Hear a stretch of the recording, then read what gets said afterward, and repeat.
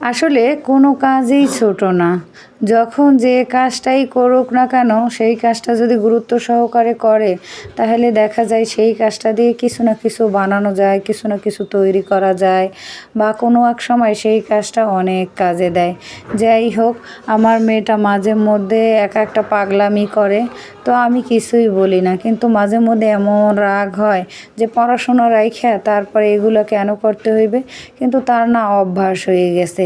অন্য কোনো ভিডিও বা অন্য কোনো কিছু তেমন একটা দেখে না। কিন্তু কোনো কিছু যদি করার চিন্তা করে তাহলে সেই কাজটা সে করবেই। তাড়াহুড়ো করে পড়া শেষ করে তাড়াতাড়ি কী যে করতে বসে, মাঝে মধ্যে আমার অনেক রাগ লাগে। অনেক বকাঝকাও করি যে এরকম কেন করো? পড়াশোনা করার সময় পড়াশোনা করো। এই সমস্ত কাজ করার দরকার কী আছে? তো আবার মাঝে মধ্যে মনে হয় যে সময়টা একটু পাস করার জন্য হইলেও দেখা যায় সবসময় তো আর পড়তে ইচ্ছা করে না। কাজের ফাঁকে ফাঁকে কিছু একটা যদি সে করে তাহলে করে করুক। এই চিন্তা দিয়েও যে থাক করে করুক, আমরাও তো কত সময় কত কিছু বানাইছি। এখন আমার যে টুকরা কাপড়গুলো থাকে সেইগুলো দিয়ে সে কাইটা কাইটা তারপরে হেয়ার ব্যান্ড বানায়। অনেক সুন্দর সুন্দর হেয়ার ব্যান্ড বানায়, দেখলে আসলে অনেক ভালো লাগে। মাঝে মধ্যে মনে হয় যে আমার ছোট্ট মেয়েটা এত কিছু এখন বানাইতে পারে, আমার কাছেও অবাক লাগে। কিন্তু মাঝে মধ্যে আবার রাগও ধরে, কিছুই করার নাই। অনেক বকাঝকা করার পরেও সে যদি যে কাজটা করবে চিন্তা করে, সেই কাজটা করে। আজকে সে নিজে থেকেই বলতেছে যে মা, আমি এই ব্যান্ডটা বানাবো, একটু ভিডিও করব। আমি বলছি আচ্ছা ঠিক আছে, ভিডিও করো, কিন্তু আগে পড়া শেষ করো। তো তাড়াহুড়ো করে সে পড়া শেষ করলো। আবার মাঝে মধ্যে কিন্তু সে নামাজেও ফাঁকি দেয়, কিন্তু কি আর করবো? আবার যখন বলি তখন আবার সে সেই জিনিসটা নিয়ে মানে ভুল হয়েছে সেটাও স্বীকার করে। যাই হোক, ছোট মানুষ, সব সময় তো আর একরকম মন মানসিকতা থাকে না, এই জন্য তেমন কিছুই বলি নাই। আজকে সকাল সকাল অনেক কাজই করছি, চিন্তা করছি যে আজকে সারাদিন বসে থাকবো, আর কোনো কাজ করবো না। আজকে একটা দিন অন্তত রেস্ট নেই। তো এই চিন্তা করে আজকে সারাদিন এই বসা। কিন্তু সারাদিন বসে থাকলেও আবার ভালো লাগে না। মনে হয় যে কত কাজ জানি পড়ে আছে, কত কাজ যেন করি না, কত দিন থেকে যেন কাজ করি না। মাত্র একদিন বসে থাকলেই যদি এরকমটা লাগে, তাহলে যারা মাসের পর মাস, দিনের পর দিন বসে থাকে তাদের কাছে আসলে কেমন লাগে জানি না। তবে আমি কাজ করতে করতে অভ্যাস হয়ে গেছে, তো এজন্য একটা দিনও বসে থাকলে আমার কাছে ভালো লাগে না। কিন্তু মাঝে মধ্যে শরীরটা অনেক খারাপ থাকে, তখন একদিন সারাদিন এই রেস্ট নিলে পরের দিন থেকে অস্থির হয়ে যাই কাজ করার জন্য। যাই হোক, সব কিছু মিলিয়ে শুকর আলহামদুলিল্লাহ। আজকে সে হেয়ার ব্যান্ড বানাইতেছে, আমিও পাশে বসে বসে দেখতেছি। আর এদিকে সে বলতেছে আম্মু ভিডিও করি, করো। ছোট মানুষ যখন যেভাবে মনে চায় সেইভাবে করতে চায়, কিন্তু মাঝে মধ্যে আমার শাসন, আমার রাগ, আমার সমস্ত কিছু মিলিয়ে আবার একটু ভয়ও পায়। যাই হোক, বাচ্চাদেরকে খুব নরমভাবে বড় করলে আবার দেখা যায় তারা বেশি বেড়াবাইয়ে যায়। আবার যে আপনি শক্ত হাতে শাসন করবেন তাহলে দেখা যায় একটা পর্যায়ে আপনার কথাই শুনবে না। এই আর কি, আমরাও যখন ছোট ছিলাম মায়ের কত বকুনি, কত মায়ের খাইছি, তারপরে এখন সেইগুলো মনে করতেছি যে না, কোনো কিছুই সে এমনি এমনি করতো না, শাসন করতো হয়তো ভালোর জন্যই করতো। কোনো মা বাবাই তার ছেলে মেয়েদের শাসন করে মন্দর জন্য করে না, ভালোর জন্যই করে। তারপরও অনেক মা বাবা আছে যে ছেলে মেয়েদের শাসন করা মানে তারা করে না, ছাইড়া দেয়। একটা সময় গেলে তারা বোঝে যে যখন তাদের ছোটোবেলা থেকে শাসন করা দরকার, আদরের সময় আদর করা দরকার, তারা সব সময় আদরেই করছে, শাসন করে নেয়। তখন তারা বুঝতে পারে যে কেন এই কাজটা করলাম। যাই হোক, সব শেষে সব থেকে মানে সব ভালো যার শেষ মানে শেষ ভালো যার সব ভালো তার কথায় আছে না, কত মানুষ যে মানে প্রথমে বাচ্চাদেরকে ছেড়ে দেয়, পরে শাসন করে। এক একটা বাচ্চার ধরন এক এক রকমের হয়। যাই হোক, আজকে সে অনেকগুলাই হেয়ার ব্যান্ড তৈরি করছে। দেখেন প্রত্যেকটা ব্যান্ডই কিন্তু অনেক সুন্দর। আর এই সবগুলা বানাইছে কিন্তু আমার কাছে যে টুকরা কাপড়গুলো ছিল সেই কাপড় দিয়া। আর বানানোগুলোও কিন্তু অনেক সুন্দর হয়েছে। এরকম সে প্রতিনিয়তই কিছু না কিছু একটা বানাবার চেষ্টা করে। ঘরের একটা প্রয়োজনীয় জিনিসও সে বানাবার চেষ্টা করে। আর এই জন্য এগুলা দেখলে আমার কাছেও ভালো লাগে। বাইরে কোথাও তো যায় না, তেমন কোথাও মানে বের হওয়া হয় না বাচ্চাদের নিয়ে। সারাক্ষণ আমার কাজেই আমি ব্যস্ত থাকি। এজন্য অনেক সময় মনে হয় যে বাচ্চাদের একটু ঘুরাইয়ে নিয়ে আসা দরকার, একটা জায়গা যাওয়ার দরকার। তো হয় না আসলে, যেরকম চাচ্ছি সেরকম হয় না। এখন একটু সময় পাইলে দেখা যায় ছোটোটার পরীক্ষা চলে আসছে, আবার যখন দেখা যায় যে একটু যাইতে পারবো তখন দেখা যায় যে মেয়েটার পরীক্ষা চলে আসছে, কিংবা কোচিং বাদ যায়, কিংবা এক একটা মানে সময় আর পরিস্থিতির জন্য এক এক সময় আর হয় না। দুটো ঈদেই আমার কাজ থাকে, এতটাই কাজ থাকে যে আমি এই 2 ঈদে চাইলেও কোথাও যাইতে পারি না, কারণ আমার কাজ আগে। তো সব কিছু মিলাইয়া মানে হযবরল একটা অবস্থা।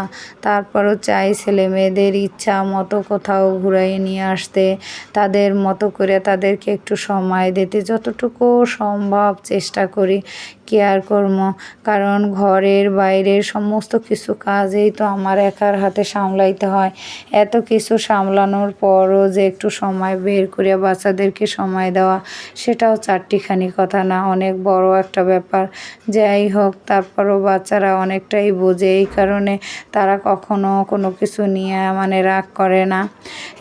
এখানে 2-একটা মানে ব্যান্ড অর্ডারই ছিল, আর বাকিগুলো সে নিজের পছন্দের জন্যই বানাইছে। আর বানাই দেখছে যে এগুলো কেমন হয়, দেখতে ভালো লাগে কিনা। তো দেখা যায় বাচ্চাদের হাতের কাজ, ছোট ছোট হাত দিয়ে কোনো কিছু বানাইলে আসলে সুন্দরই হয়। এর আগে কুশি কাঁটা দিয়ে অনেকগুলো ব্যাগ রেডি করছিল, বানাইছিল। সবগুলো ব্যাগই শুকর আলহামদুলিল্লাহ বিক্রি হয়ে গেছে। আমি টাকার জন্য কোনো কিছু করতে চাচ্ছি না বা করাইতেছি না, কিন্তু সে নিজে থেকেই কোনো কিছু করলে তারপর সেই জিনিসটা বিক্রি করতে পারলে তার কাছেও ভালো লাগে, আমার কাছেও ভালো লাগে। কিন্তু এখন তো ছোট, পড়াশোনা করার বয়স।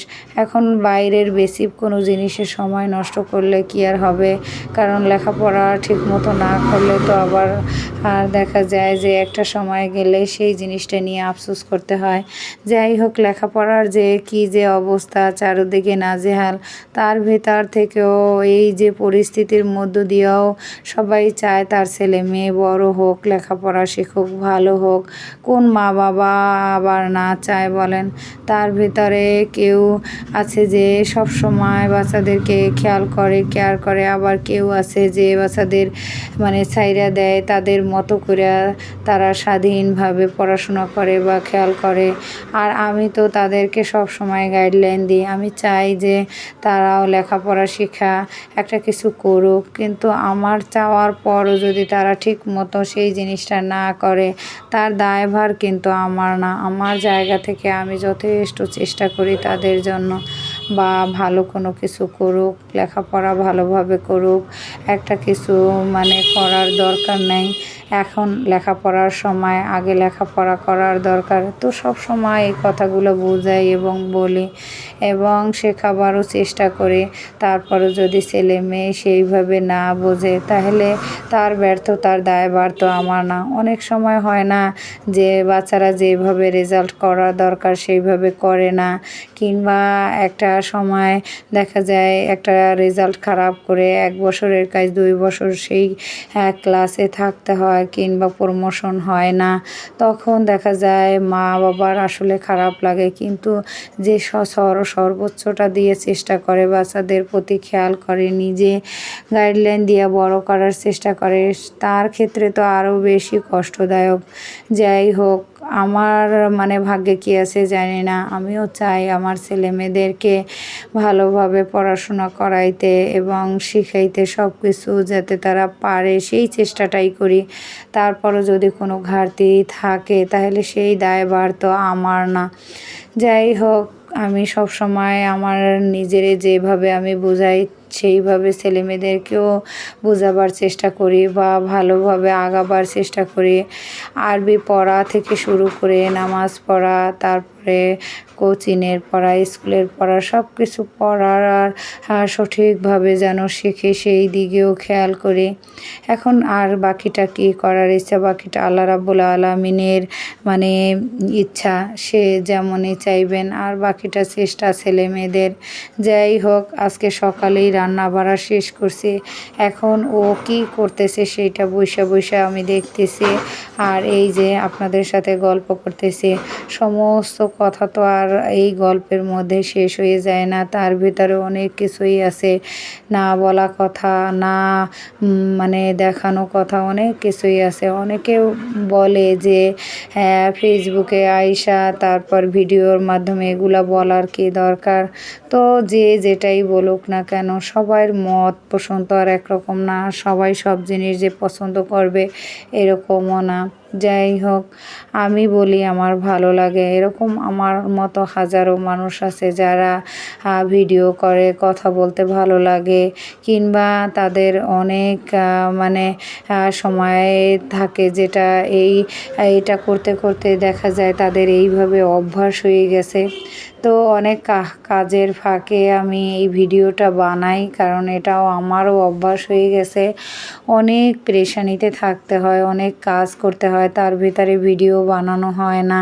ভিডিও যদি বানাইবার সময় মানে দেই তাহলে দেখা যায় অনেক কাজে দেরি হয়ে যায়, কারণ একার হাতে সব কিছু সামলাইতে হয়। তো রান্না থেকে শুরু করে বাচ্চাদের স্কুলে যাওয়া, কোচিংয়ে যাওয়া, মাদ্রাসায় যাওয়া, এভাবে সব কিছু একার হাতে ম্যানেজ করতে হয়। তার পাশাপাশি টেইলারি কাজ, আবার পার্ট টাইম জব করা, মানে অনেক পেরেশানির মধ্য দিয়ে সারাটা দিন কাটে।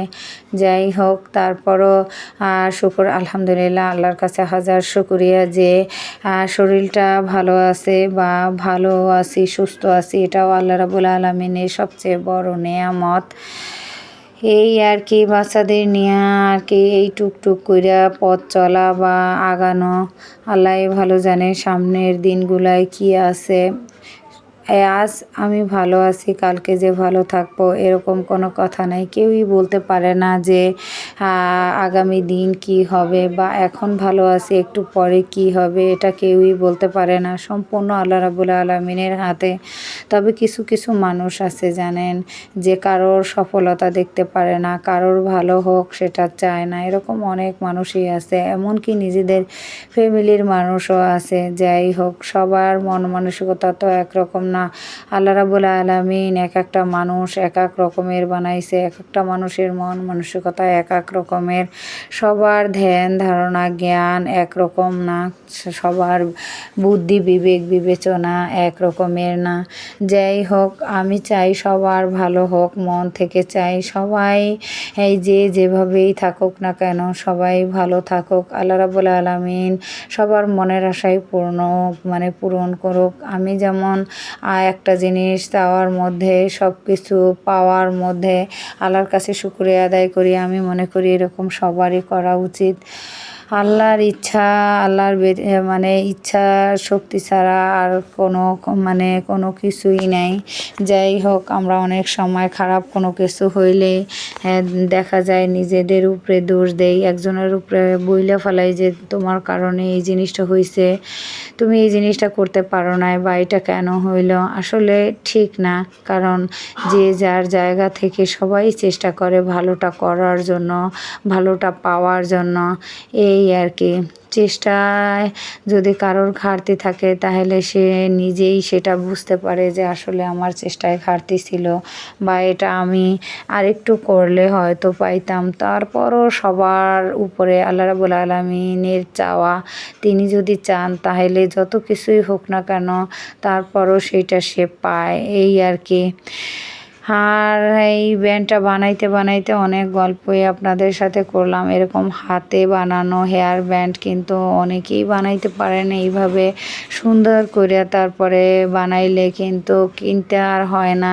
এরকম একটা ব্যান্ড দেখা যায় কিনতে গেলে 20 টাকা 30 টাকা লাগে। আর বাসায় যদি টুকরা কাপড় থাকে তাহলে সেই টুকরা কাপড় দিয়ে কিন্তু অনায়াসে এরকম সুন্দর করে তারপর ব্যান্ড বানাইতে পারেন। এই একই ব্যান্ড কিনতে গেলে দেখা যায় 50 টাকা 30 টাকার মানে কমে আপনাকে দিবে না। আর এগুলো দেখতে কিন্তু অনেকটা ভালো লাগে, সিল্কি কাপড়ের মধ্যে থাকে। তো